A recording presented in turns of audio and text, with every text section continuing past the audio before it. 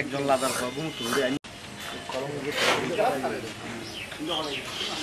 রাঙ্গুনিয়াত হাসান মাহমুদ এবং আওয়ামী লীগের প্রভাব ফাটায় একান মার্কেটের চাদর 3 ফুট অংশ ফাঁসের মার্কেটের উদ্নেজি লই যাইবের অভিযোগ গজি ওই মার্কেট কর্তৃপক্ষ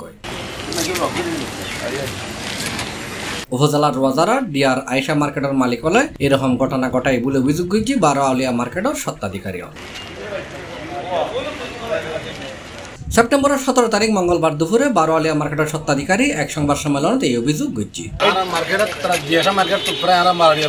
দুই ফুট আড়াই ফুটের মতো আগে 2.5 ফুট আর 2 ফুট আড়াই ফুট আগে পুরো কিভাবে অত্যাচার অফিসের মানে আর মার্কেট 12 আলিয়া মার্কেটের মালিকের পক্ষত্ব এদিন সংবাদ সম্মেলনে বক্তব্য দিয়ে চট্টগ্রাম উত্তর জেলা যুবদলের সিনিয়র সদস্য এবং রাঙ্গুনিয়া পৌরসভা যুবদলের সিনিয়র যুগ্ম আহ্বায়ক গাজী মোহাম্মদ জসিমউদ্দিন। আমরা বাজারহাট মার্কেটের স্বত্বাধিকারী। আমাদের পাশের মার্কেট ডিআর আয়েশা কমপ্লেক্স এবং এই ডিআর আয়েশা কমপ্লেক্সের মালিক আওয়ামী লীগ সমর্থিত।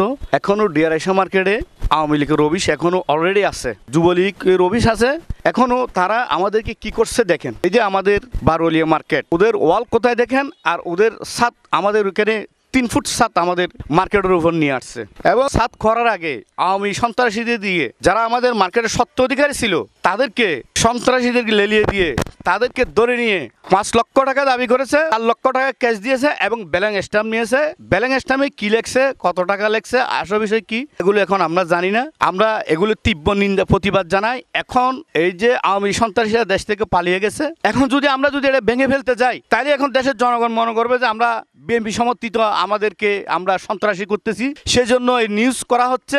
এই নিউজে আপনারা দেখবেন আসলে কি আমরা সন্ত্রাসী করতেছি নাকি আসলে আমাদের উপর জুলুম করছে। আমরা জুলুম করব না, আমরা তাদেরকে হস্তক্ষেপ করব না, আইনের মাধ্যমে আমরা যেটা করতে হয় সেটা করব।